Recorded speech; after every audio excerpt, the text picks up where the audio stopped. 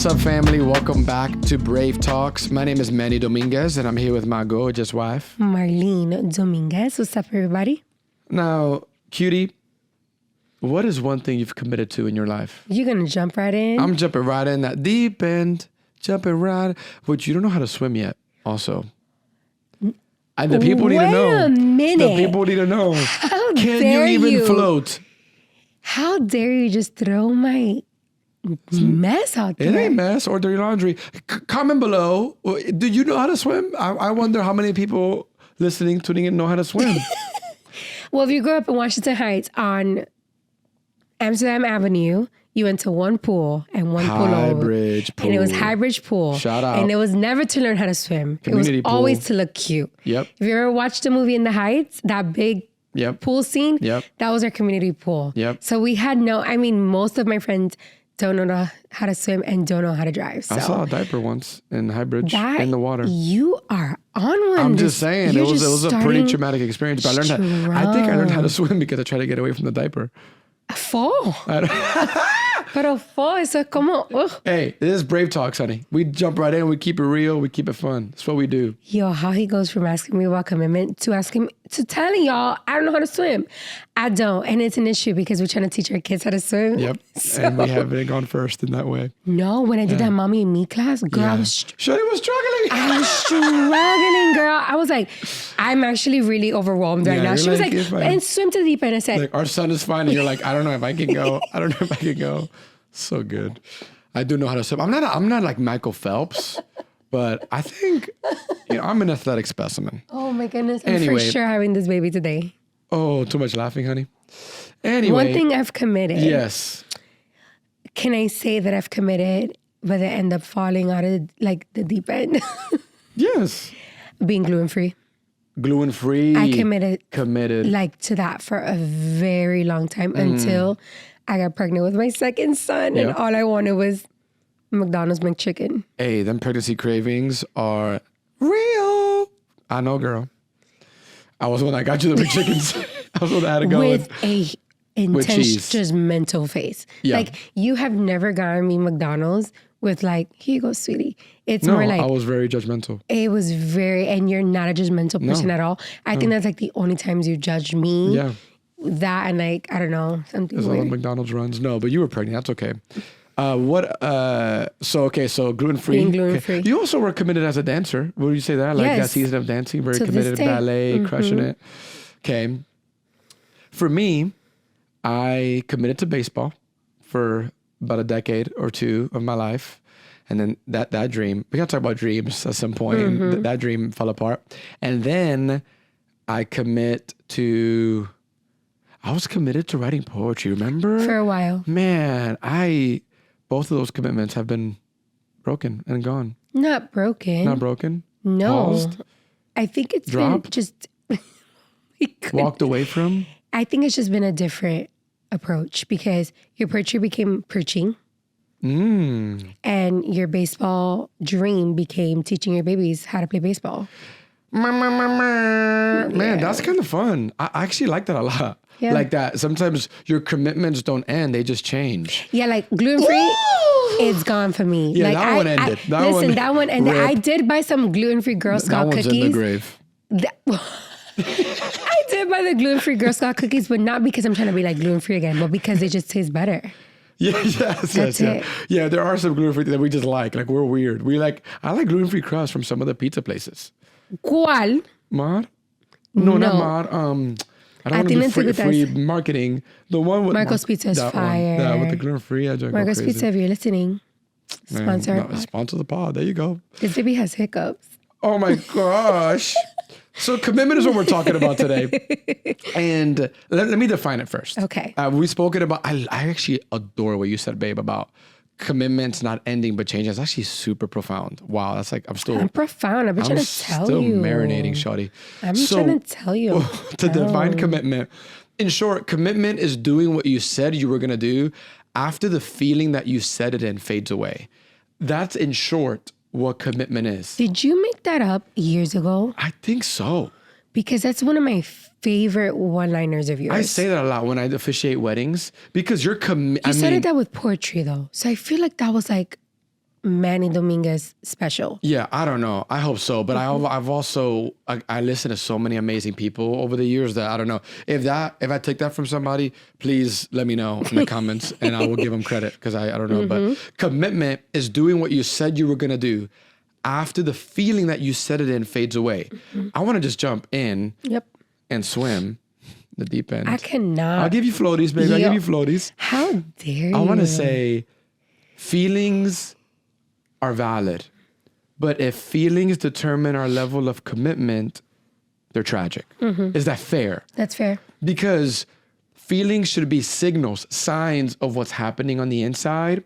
And I think the epidemic of lack of commitment or of broken commitment in our times, in marriage, in friendship, I look, if you enjoy sports, like you see a lot of athletes like breaking their commitment to stay drug free and they're taking performance enhancing drugs or whatever it is. Like you just see I feel like, is commitment even valued anymore in society, my love? I want to ask you that. Like, if we commit based on feelings, it won't last. But does it even matter if it lasts anymore? Like, do we celebrate long-lasting commitments? Let that marinate. I know.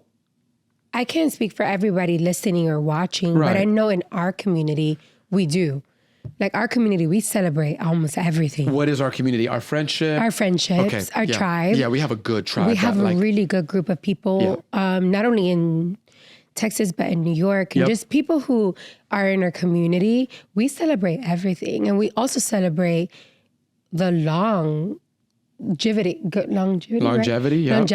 of that thing. Yeah. Because we know how hard it is to commit. So we celebrate. We all have our anniversaries on our calendar. We have birthdays. So we can reach out to each other and say, yo, another year. Yeah, we have celebrations of friends who launch things because we know that commitment often requires encouragement. Ooh. When you think about a race, right? When you think about the New York City Marathon and you think about... Hey, I'm going to run that joint. When? Mark my words. Brave talks.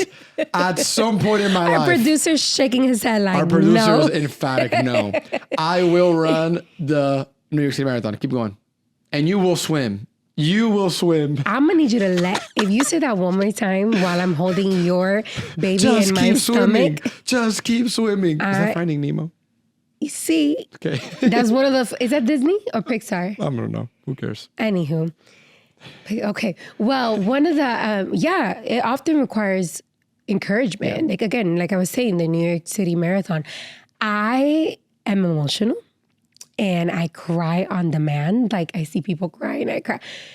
There has never been a race more intense with emotion and passion like the New York City Marathon. You got to like watch runners run by with our sons. Yeah, when you were preaching one time at our friend's church, Renaissance, Harlem, we were kind of walking by because we always, that was our second time in the city when you were preaching. We were walking by and oh my word, it's like people were cheering for random strangers as if that was their cousins. Wow. And that's what I love about New York City. New York City gets a bad rep of people being rude or whatever, but we are, and I will have to say, because I grew up there and I were going back, it is the most encouraging city. Yeah, like we can rally. We know how to rally around each other. We know how to rally. So, commitment often requires encouragement. That's clip especially with young marrieds. I mean, the encouragement that we've gotten to start this podcast, encouragements that we've had to start our church, like those things kind of fuel you a bit. No, that's so good, babe. So beginning a commitment requires encouragement. Remaining in commitment requires encouragement. I think that's so strong because remaining is it requires way more encouragement than starting. Yeah, I mean, it depends, right? Because some people just need to start and then they're good. They're in. Some people could start. It depends on your personality and your preference. Like, people are like, yo, I'm a starter. I'm a self-starter. I'm going to keep on going. They're adventurous. That's like my personality. I like starting things. I can lead. I can galvanize. I can set vision. But then remaining... things get mundane, when things get routine, when things get monotonous, or start feeling lonely. That's it. Can you still see that fresh wind, fresh fire? Encouragement helps spark that fire again, that wind again. That's why I love what you said, because encouragement, just does help us start, but also remain in that thing. Okay, what about not having encouragement? Man, that's so tough, right? Because it depends on what you're trying to commit to. One, I think you do need to have an innate reason as to why you're committing. That'll help. Like, what's your why? Yeah, right? because you can't go based on like how people are making you feel. Again, feelings are valid, but they can't be the determining factor. No, and it's just with commitment. Yeah, and it's just a temporary thing. Can I just say, my love, especially I do this with the couples that we get to mentor. When people say, "I just fell in love," or "I fell out of love," or "I lost a spark," I want to run and swim somewhere. Well, you know why? Tell me why. Because you're such a good swimmer. Because what? Because he's like, we'll swim somewhere. I think it's just the media. I think it's how media portrays that word fell. Yeah. I think growing up, I'm a hopeless romantic. Well, not hopeless, hopeful romantic. But I grew up just watching all these movies, and that's the language that they use. I fell out of love. It's quick and easy. And like, it's just that I feel like we were exposed to that super early. Yes. And it goes back to you're making decisions based on feelings. I feel like I'm in love with this person. I'm going to say I'm in love with this person. We're going to enter commitment. And then once conflict comes, once hardship comes, man, I don't feel like I love them anymore. It's like, you probably never did. Well, you probably never did, or you probably felt like you actually did, but feelings can't be the determining factor. That, like, I feel like I'm like pitching my flag there. So that's good. So start with why. Simon Sinek wrote a great book called Start With Why. And it talks about what is your reason? What is your intention? You have to have something that's bigger than yourself. That's it. That will propel you to remain in a long-lasting commitment. Because, God tells us that we're called to long suffering. That's it. Like, it's not just we're blessed because we are, and we're, above and not beneath, and we are, but we were also called to suffer. Like, it's funny that people forget, like, the symbol of the Christian faith is actually a cross, and a cross was used to murder people. Yes. So the symbol, the graphic, the logo of that for commitment. The way of Jesus and the commitment to Jesus is you're going to die. No, Jesus' commitment levels like here. Like no one can ever. Exactly. Like top that. Like Jesus is the ultimate. And because commitment. We can never top that, for believers, people that choose Jesus as Lord, he partners with us in our commitments. I know for us in our marriage, girl, we would not be able to commit to the level that we do day in and day out if it weren't for Jesus' help and partnership through the Spirit. Yeah, our commitment to him first. What? Like, it's that foundation that allows us to long suffer, right, to journey, to remain. Yeah. Because again, if it was just I like you, you like me, we're kind of similar. We complement each other. You're the yin to my yang, peanut butter to my jelly. What else? White to my rice. I knew you were going to say that one. Arroz habichuela con mi pollo frito con mi aguacatico. Oh, aguacate. You're my salami frito. What else? To my mango. What else? You get it. Like, and that's good. Oh, and we love that. Hopeful, romantic vibes, but not every day in life is vibes, yo. There be storms. Again. And valleys. Again, movies. Like, not only movies, but it's just portraying. Culture is everything, like, right? Are you guys okay? You guys are not hugging. Girl, we fine. We just don't got to hug all the time. And when it's hedonism, right? It's the pursuit of pleasure. Like, if I'm not feeling good, right, then something must not be good. It's like, what? No. Like, and that's why, man, I don't want to go off on a tangent, or more of a tangent. Go off. I just want to say, go off, King. Go off, King. I just want to say, even in the workplace, we see such a low level of commitment. And as somebody who has been a supervisor to people, that surfaces when the persons have a low view of commitment. Does this make sense what I'm saying? Like, if they're like, oh, I'm not feeling it today, so I'm not going to show up today as my best self. It's like, you committed to this project with this deadline, like, yo, sometimes you got to put what you feel to the side and say, right, I see it. Okay, I'm going to put this here. We're going to deal with it. We're not going to be suppressors. We're going to deal with it. But at some point, your commitment needs to transcend something. But whatever we celebrate shows what we value. And I go back to the question, my darling. If we're not celebrating commitment, do we actually value it? And that's why I love what you said. In our tribe, we're going to celebrate commitment. If you've committed to starting a business and you're crushing your remain, we're going to celebrate you. Yeah. If you've committed romantically, if you've committed as a parent, even as you're maybe co-parenting to somebody you're not with romantically, but you're committed to your kids, we want to celebrate that. Yeah. Because commitment is so hard. Yeah. It's so hard. It's so much easier to bail, but there's beauty and gifts in commitment as well. Yeah. I want to ask you then, with that in mind, is there a reason why you think commitment has become maybe less popular, or maybe not as easy in our times? Like, let's make it contextual.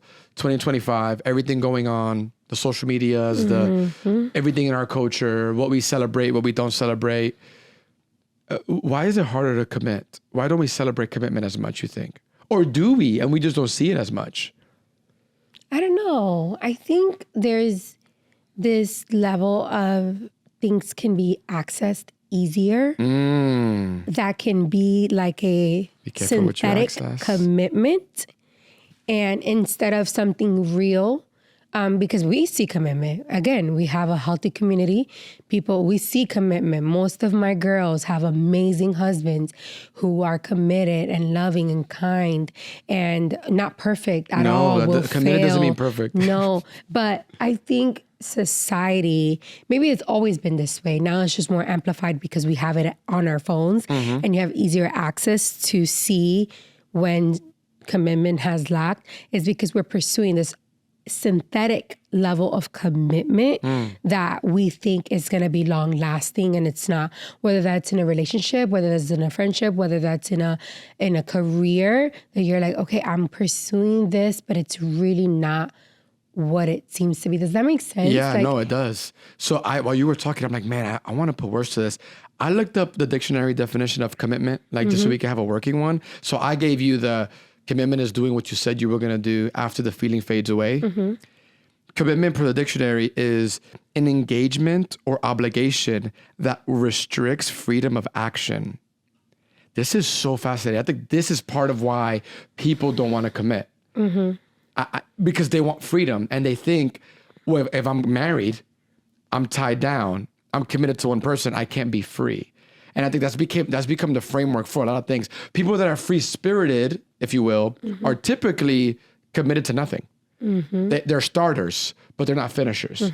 And so you end up starting a bunch of things, maybe leading a lot of people on, but don't actually accomplish anything. Does that make sense? Yeah. Like, have anything that you could say from beginning to end, it's not even about accomplishing or doing something significant. It's about who you become when you remain. Right. And who you become when you do it all. Yeah. Yeah, like when you push through. When you push through. The other definition. And we teach it to our kids. Yeah. Too. Like, boys, if you do not, like when it comes to sports, Levi did not like soccer. Yeah, Levi is a huge empath, and he loved the idea of kicking a ball. But the moment his friend got hurt, the boy would sit down with that friend and kind of just wait for him. And I'm like, buddy, you got to keep on playing, you know? And although he did not like to put on those socks. He did not like to get up and go early, but we made him commit. Yeah, because we're gonna start. We supported you, and we're gonna finish from the beginning. We're gonna. That's good. Support the you. other definition is the state or quality of being dedicated to a cause or activity. Dedication. Exactly. That's a great word. Yeah, it's dedication. So so when you dedicate, in other words, when you dedicate to something, you are giving yourself, like you're saying, I am giving myself to this. And again, some of us don't even know who we are. So how can we give? I think that's the main problem. How can we give ourselves when we don't know who we are? I think that's the problem with today's culture, to be honest. So good. That we don't know who we are. And again, we're kind of chasing this like synthetic kind of thing. Yeah, because we don't know what to give. We don't know what to commit ourselves. Recipients of the echo chamber. Social media. It's like people that wake up and the first thing they do is scroll, the doom scrolling. We've been there.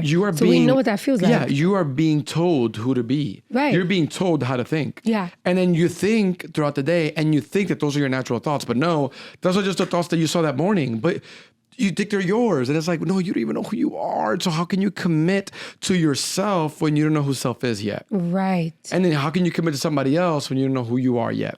Listen, that's so strong. It's true. possible, but yeah, it comes with its kinks and difficulties. Dedication, devotion to give yourself in and of itself is really hard, babe. It is. It's really hard. When did you learn commitment for yourself? Do you feel like you've always been someone who has welcome commitment super easy? Great question. Yeah. Like, what does that look like for you? Yeah.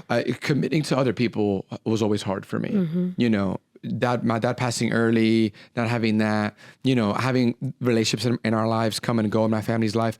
So no, I wasn't a big fan of committing to people, but I did give myself to baseball. And that's why I asked you at the beginning of the pod, what did you commit to in life? And you spoke about that, like gluten-free diet, dancing. And for me, I'm like, for me, baseball was like, I dedicated, devoted. It was my God, really. I loved everything about it. I loved how it made me feel. I loved who I was becoming. I loved putting in the work and practicing and getting better. That was my commitment. When it came to people, I was like, I don't know. But over time, I think actually, funny enough, my commitment to baseball opened up a commitment to people. I learned commitment and sportsmanship and leadership on the diamond. And on the diamond too, I learned leadership and like trusting your teammates. Right. And it gave me this. And so over time, as a young lad, I grew in commitment and seeing the fruit of it with others, but I was afraid to get married because I was afraid to break a commitment. So you see what I'm saying? Sometimes people need help remaining in commitment. Sometimes people need help starting. I needed to be told like, you're not going to be perfect, but you have good boundaries, keep a good community, you have God as the center. Start the commitment with Marlene. Would you say that commitment can easily become an idol in someone's life? Like as you talk about baseball, and I love how you were able to identify how baseball was very, very much like your God at the time before you got saved. Do you believe that if there's not a healthy and more of a synthetic approach to commitment, can it become an idol? Absolutely. And it is. You're right. It does, sadly. Like not just the idea of commitment, but even sadly, like who you commit to and what you commit to. It's like, man, you gave yourself to that really, really toxic relationship, but you just didn't know who you were. Right. So you allowed this gal to tell you who you were. Yep. To the point that you became that person, but that's not who you were designed to be. So now you're 10 years into a relationship that you committed to and you're like, I don't even know how to get out of it. Right. Because I don't know who I am. The person who I was before doesn't even know how to reach who I am now. Right. So yes, I think that does happen, I think, regularly. And unfortunately, Lord willing, once that person gets out of that really hard, bad idolatry commitment, whatever it is, it's hard for them to commit again to anything because they had such a bad experience. Giving them, it's kind of having to go through a healing and exactly. Now it's like doing the work of healing. And just honestly reframing what commitment looks like in their mind, because now they learned this other type of betrayal or whatever. Yeah. And that's your approach now. Because when I think of my commitment, I didn't have any of that growing up. I was the first granddaughter, the first daughter. I was able to see everything. I was really aware as a young kid. And I just picked up on like, wow, this sucks. And I'm talking about like marriage or commitment or friendships. Like, it's not like my mom had many friends. Like, I just didn't really value or appreciate the commitment, but I longed for it, right? Like, you said you were going to be on my show. I need you to be on my show. Like, so that's good. So desire. The Bible talks about like letting your yes be yes and your no be no. Like this idea, like the Bible's teaching us how to live, and that be a person of your word. Right. Like really, our word is all you got. That's it. Like, money comes and goes, materialism comes and goes, but your word, like as a matter of fact, in the beginning was the word, and the word was with God, and the word was God. Preach. And everything was made like with the word, like that, that God would speak and the earth becoming.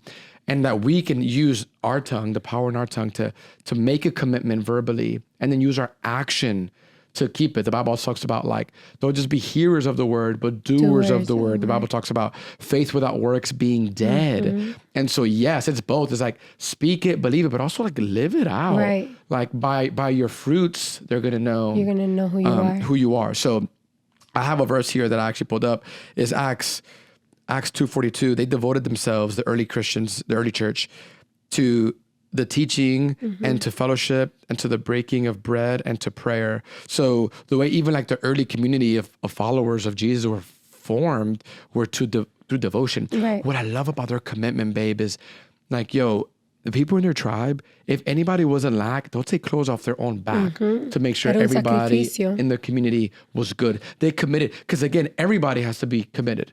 Like, we're going to break bread. We're going to make sure everybody eats, everybody's clothed, everybody's good. And this is while they were still being oppressed by Rome. Yeah. So it's not like it was a good life. Like it was a hard life, but community, which we'll talk about. in the future is so important to commitment. But commitment is, I think, the foundation of all of that. Yeah. Any other thoughts on commitment? Well, all the verses that you had shared, I feel like have been instrumental in our marriage as well. Loving your neighbor as yourself, all these things has really shaped our commitment because, again, you didn't have that example. I didn't have that example. We're two broken people who just came to the faith a few years ago. Young people in New York City, if you know anything about Washington Heights in the summertime, is a man's weakness. You know what I'm saying? And it's like being committed to purity, being committed to one woman. It's beautiful and it's huge. So yeah, commitment isn't super easy, but it's worth intimacy. It's worth just longevity. Like it's just worth it. And maybe your brave step then this week, that's so good, babe, is like, let's begin to celebrate commitment. Like one thing, we don't really share this a lot, but one thing that we did in our wedding, and I've seen this people do this too after, typically, there's a bouquet throwing and stuff like that. And at our wedding, we just invited all the couples to the dance floor. And the DJ was like, okay, if you've been married 1 year, take a seat. Go take a seat. We married 10 years. And then like literally the couples that were remaining, we had a couple of couples that were married for 40 plus years. I think it was 40. That's incredible. Yeah. And we honor that. We honored that. So we clapped for that. They got the bouquet and they got their first dance. Yes. Yes. So that's what I'm saying is celebrate commitment. If there's anybody in your life that starting a business, just got married, just had a baby, just got a new job, something. Yeah, like said yes verbally or wrote a contract or, whatever, went into a commitment recently, is trying their darndest to remain in a commitment recently. Would you be somebody that celebrates that? Call it out. Say yes. And if it's you that's like, man, you're considering beginning a commitment, remaining in one, we want to be your champions this week and give you the brave step to begin. It is so worth the long suffering 100%. Because of who you become on the other side of staying true to your word. Yes. So commit this week. That's all I got. That's great. All right, yo. See you next time. Peace. Peace.